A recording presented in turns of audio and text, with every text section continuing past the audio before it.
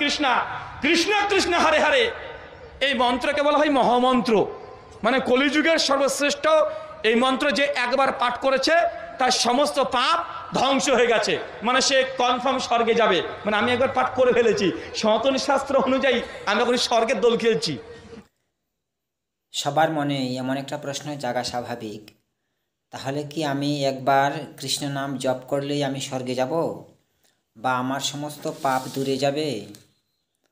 তো একটা কথা আছে, বিভিন্ন গ্রন্থেই লেখা আছে যে একবার কৃষ্ণ নামে যত পাপ হরে, জীবের কি সাধ্য আছে তত পাপ করে। এখন এখানে এই যে কথাটি দিয়ে কি বোঝানো হয়েছে, যদি খুব খুব ভক্তি সহকারে, খুব নিষ্ঠা সহকারে এক মনে মনটাকে একদিকে চালিত করে, একমাত্র পরম পুরুষের দিকে চালিত করে সেই কৃষ্ণ নাম নেওয়া যায়, তাহলে নিশ্চয়ই একবার কৃষ্ণ নামে সব পাপ দূর হয়ে যাবে।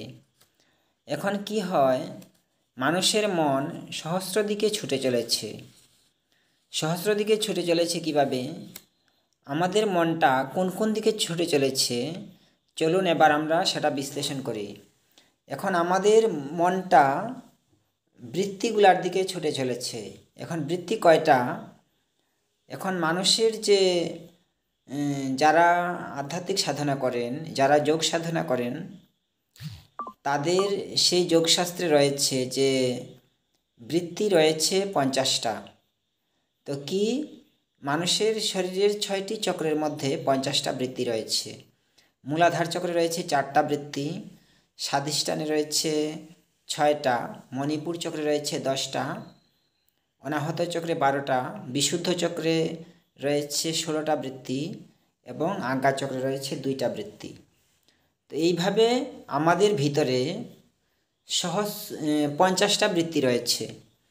এখন এই যে 50টা বৃত্তি, 50টা বৃত্তি, বৃত্তি মানে কি? বৃত্তি মানে মনের অভিপ্রকাশ। তো এই যে বৃত্তিগুলো, এই বৃত্তিগুলোর দিকে মন ছুটে চলেছে।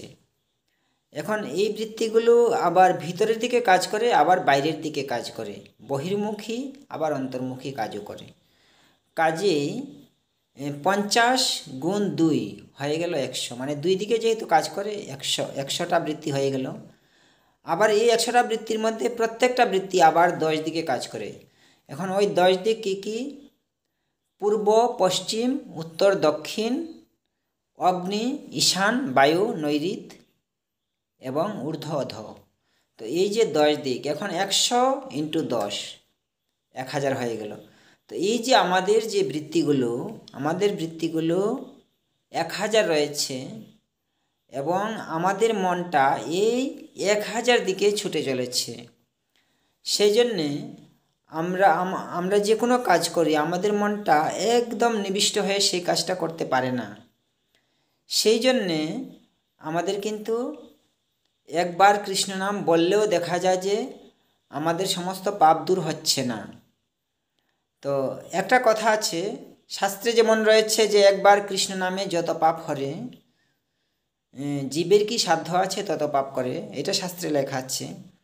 আবার শাস্ত্রে এটাও লেখা আছে যে কোটি জন্ম করে যদি নাম সংকীর্তন, তবু না মিলিবে ব্রজের ব্রজেন্দ্র নন্দন। অর্থাৎ কেউ যদি কোটি কোটি জন্মও যদি নাম সংকীর্তন করে, তবুও সে তার লক্ষ্যে পৌঁছতে পারবে না, ভগবানের কাছে পৌঁছতে পারবে না। কেন? তার মনটা যদি বিভিন্ন দিকে ছুটে চলে, বিভিন্ন দিকে কাজ করছে, মনটাকে একমুখী না করতে পারলে হবে না। তো সেই জন্যে ধরুন অনেকে অনেক পাপ করে, সব মানুষে কম বেশি পাপ করে, বা জেনে বুঝে ভুল করে, আবার অনেকে না বুঝে ভুল করে, না জেনে না বুঝে ভুল করে।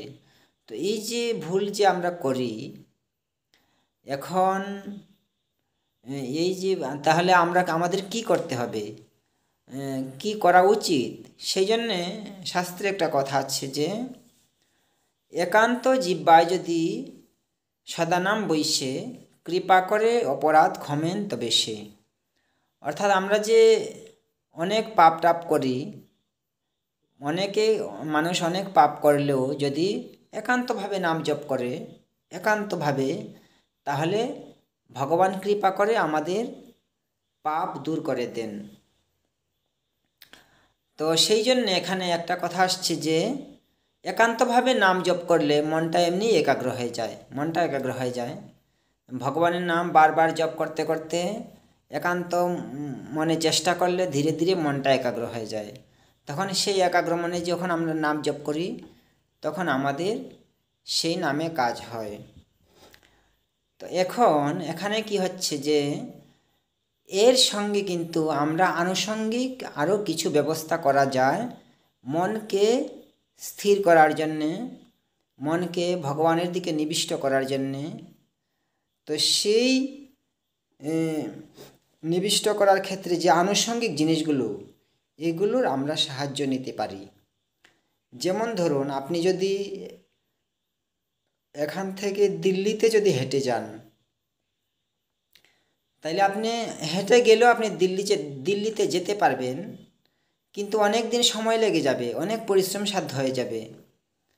কিন্তু আপনি কিছু আনুষঙ্গিক জিনিসের সাহায্য নিতে পারেন দিল্লিতে তাড়াতাড়ি পৌঁছবার জন্যে। যেমন আপনি গাড়ি দিয়ে যেতে পারেন,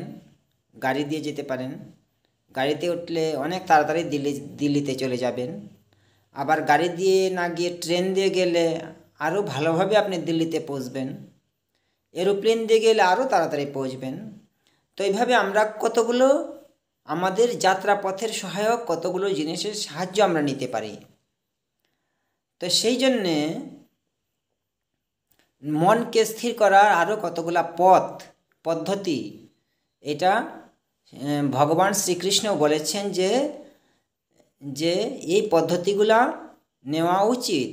যেমন গীতায় ভগবান শ্রীকৃষ্ণ বলেছেন যে তস্মাৎ যোগী ভবার্জুন তপস্বীভ্য অধিক যোগী জ্ঞানীভ্য মতো অধিক কর্মীভ্য অধিক যোগী তস্মাৎ যোগী ভবার্জুন।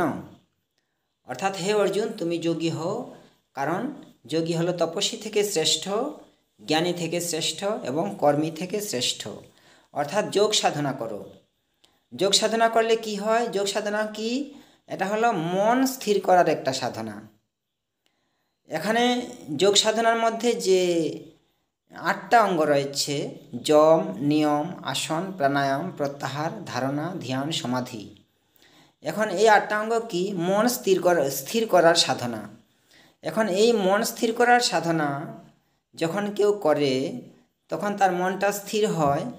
আর সেই স্থির মনে যখন কেউ পরম পুরুষের সাধনা, পরম পুরুষের নাম নেয়, ভগবানের নাম নেয়, তখন তার মুক্তি মোক্ষ লাভ হয়। শুধু স্বর্গ না, মুক্তি মোক্ষ লাভ হয়।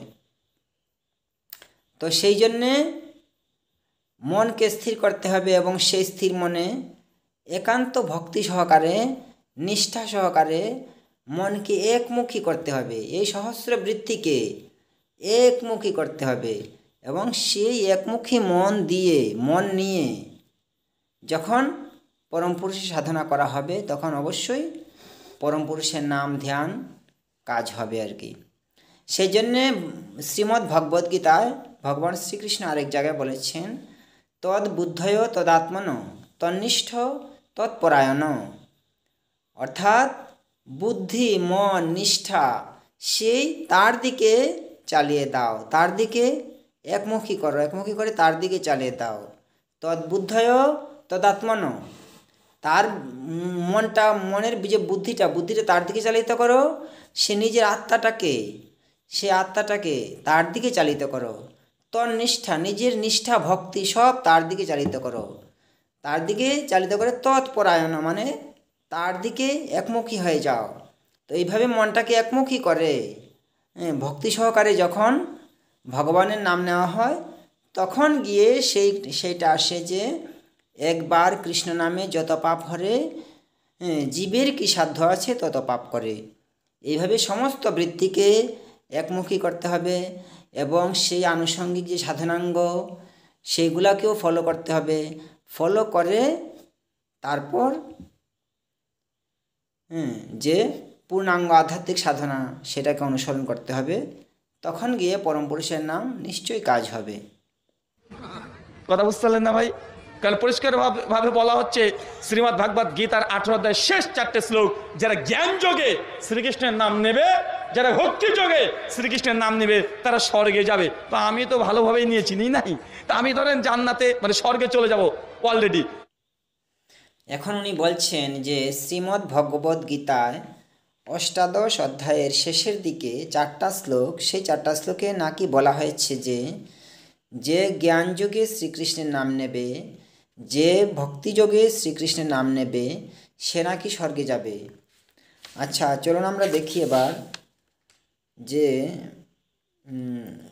এই কথা লেখা আছে কিনা গীতাতে। গীতা, এই যে আমার হাতে গীতা রয়েছে, অষ্টাদশ অধ্যায়ে 78টা শ্লোক রয়েছে। তাহলে এর মধ্যে শেষ 4টা শ্লোক হলো 75, 76, 77, 78, এই শ্লোকগুলা। এখন এই শ্লোকগুলাতে কি আছে? বেশ প্রসাদাৎ শ্রুতবান, 75 নম্বর শ্লোক। বেশ প্রসাদাৎ শ্রুতবান এতদ গুজ্জম অহম পরম যোগম যোগেশ্বরাৎ কৃষ্ণাৎ সাক্ষাৎ কথয়ত স্বয়ং। উনি বলছেন যে আমি বেশমুনির প্রাসাদে, বেশমুনির আশীর্বাদে আমি এই ভগবানের অত্যন্ত গোপনীয় দুর্লভ জ্ঞান, অমূল্য জ্ঞান আমি শুনলাম। সঞ্জয় ধৃতরাষ্ট্রকে বলছেন। এখন তারপরের শ্লোকে সঞ্জয় ধৃতরাষ্ট্রকে বলছেন, রাজন সংস্মৃত্য সংবাদম ইমম অদ্ভুতম কেশবার্জুনয় পুণ্যম ঋষ্যামি চ মুহুর্মুহ।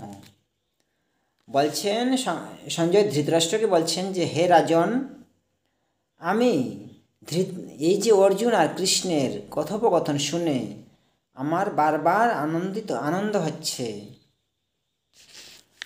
তারপরে 77 নম্বর শ্লোকে বলছেন, তচ্চ সংস্মৃত্য রূপম অদ্ভুতম হরে বিস্ময় মে মহান রাজন ঋষ্যামি চ পুনঃপুন। বলছে আমার বারবার সেই কৃষ্ণের বিশ্বরূপ অর্থাৎ কৃষ্ণের অদ্ভুত রূপ স্মরণ করে আমার বারবার আনন্দ হচ্ছে। তারপরে বলছেন, যত্র যোগেশ্বর কৃষ্ণ যত্র পার্থ ধনুর্ধর তত্র শ্রীর বিজয় ভূতির ধ্রুবা নীতির মতির মম।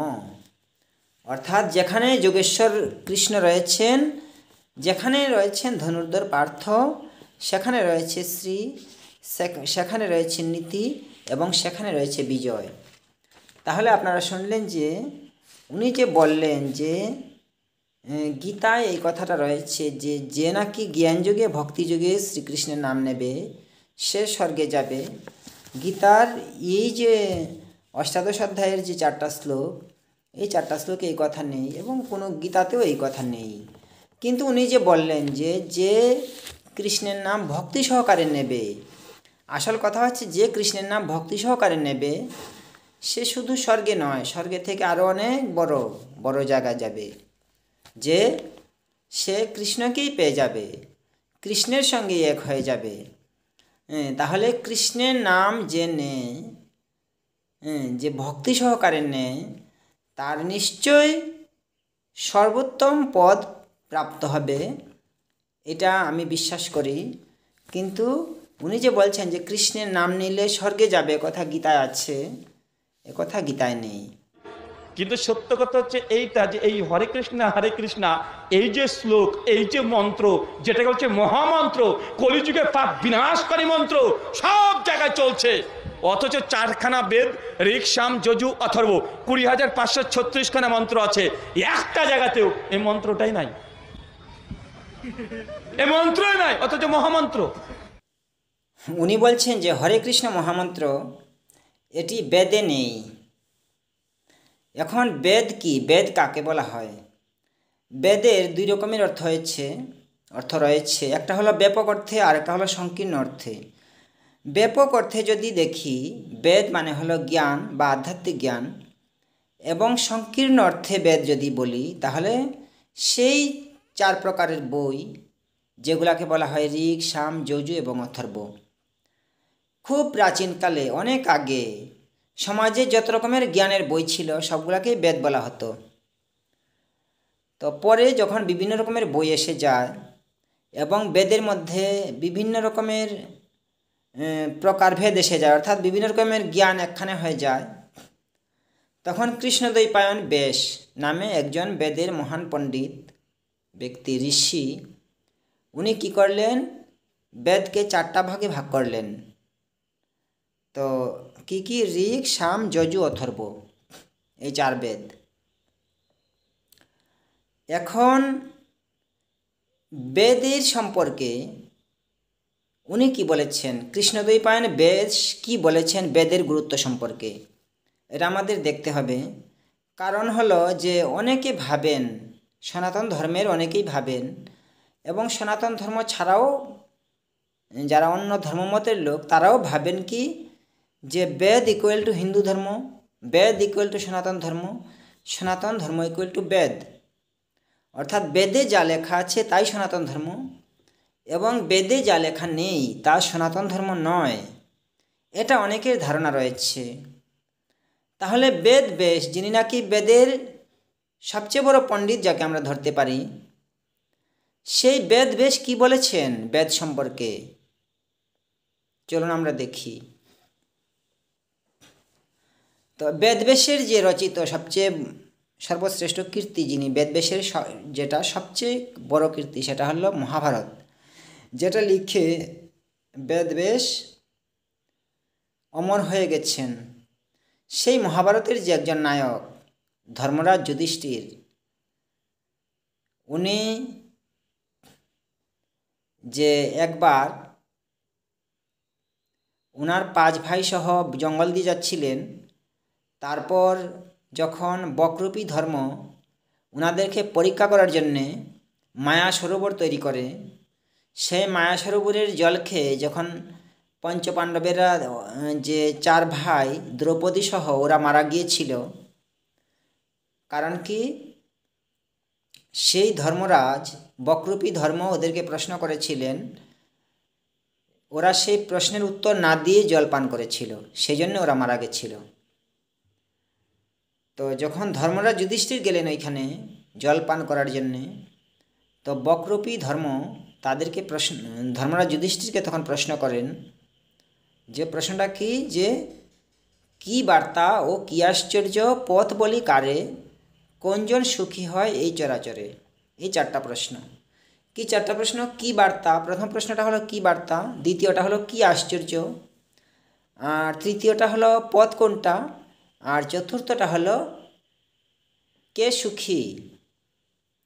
এখন এই যে 4টা প্রশ্নের মধ্যে আমাদের 3টা প্রশ্ন এখানে আলোচ্য বিষয় নয়, একটা প্রশ্ন আলোচ্য বিষয়, সেটা হলো পথ কী, প্রকৃত পথ কী, প্রকৃত রাস্তা কোনটা, প্রকৃত জ্ঞানের পথ কোনটা। অনেকে অনেক রকমের পথ বলে, অনেকে অনেক রকমের সত্যি বলে, অনেকের কাছে এইটা সত্যি, কারোর কাছে ওইটা সত্যি। তাহলে প্রকৃত সত্য কোনটা, কোন পথে আমাদের চলতে হবে, কোন মতে আমাদের চলতে হবে, সেইটা হচ্ছে প্রকৃত প্রশ্ন।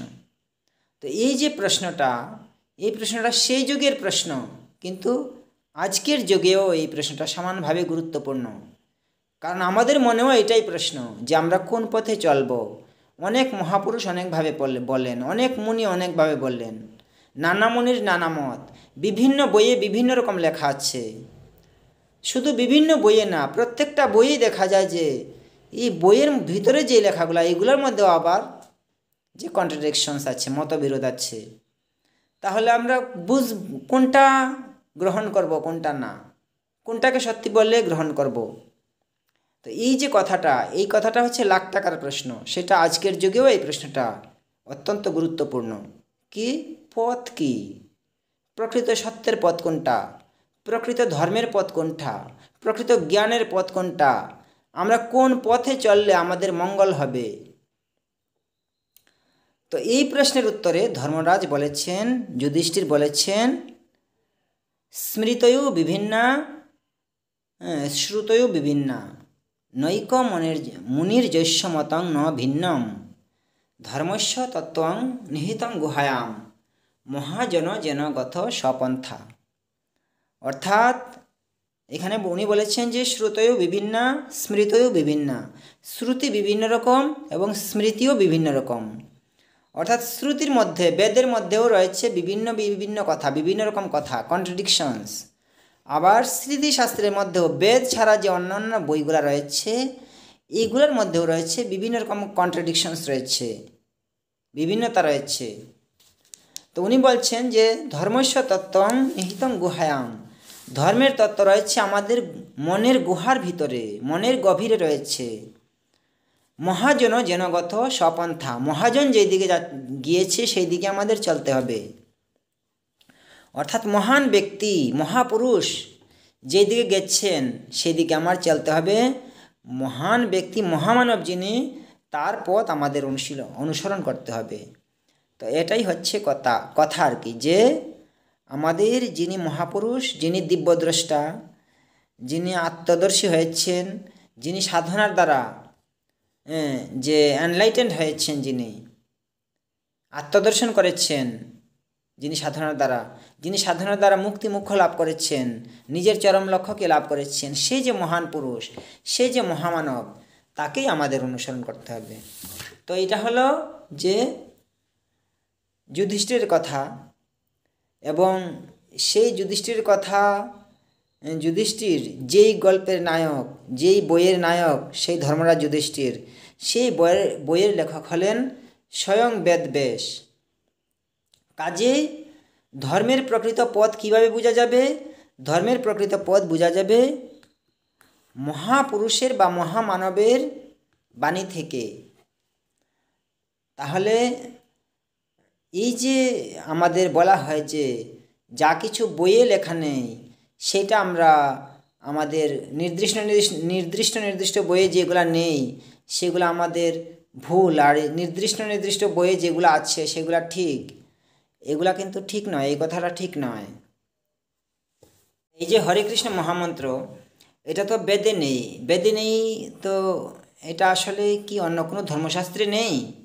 অন্য ধর্মশাস্ত্রে রয়েছে, এটা বিভিন্ন ধর্মশাস্ত্রে এই মহামন্ত্র রয়েছে। তো যেমন চৈতন্য চরিতামৃতে রয়েছে, মহাভারতে রয়েছে। কাজে এখানে কোনো জিনিস, কোনো মন্ত্র বেদে নেই বলে এটা মন্ত্র নয় বা এটা সঠিক নয়, এটা বলা ঠিক হবে না। তাছাড়া অনেক মন্ত্রই বেদে নেই, অনেক কিছুই বেদে নেই, যেটাকে আমরা বেদ বলি, 4 বেদ, ঋগ, সাম, যজু, অথর্ব। তো এই বেদগুলোর মধ্যে আরও অনেক কিছুই নেই। তো আমাদের যেখানে যা ভালো জিনিস আছে সেটাকে গ্রহণ করতে হবে। শুধু কোনো একটা বইয়ে নেই বলে আমরা সেটাকে উড়িয়ে দিতে পারি না।